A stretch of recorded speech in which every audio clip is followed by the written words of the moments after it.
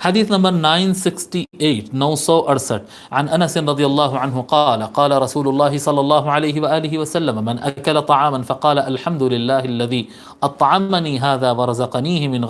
من غیر حول مني ولا قوة غفر له ما تقدم من ذنبه۔ رسول اللہ صلی اللہ علیہ وآلہ وسلم ارشاد فرماتے ہیں کہ جو شخص کھانا کھائے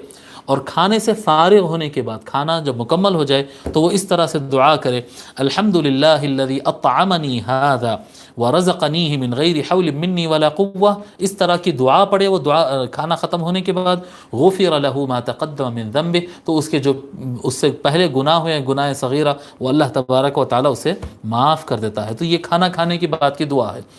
ایک الحمدللہ الذی اطعمنا وسقانا وجعلنا من المسلمین، یہ دعا بھی بالکل صحیح ہے، اور یہ دعا بھی ہے الحمدللہ الذی اطعمنی ھذا، تعریف ہے اس اللہ تعالیٰ کی جس نے مجھے یہ کھانا کھلایا، ورزقنی ہے، اور اس میں مجھ کو اس کا یہ رزق عطا فرمایا، من غیر حول منی ولا قوہ، میری خود کی کوئی طاقت نہیں ہونے کے باوجود، یعنی اللہ کی اگر مدد نہیں ہوتی تو یہ کھانا مجھے نہیں ملتا، اسی کی طاقت سے اسی کی مدد سے یہ کھانا ملا ہے، اس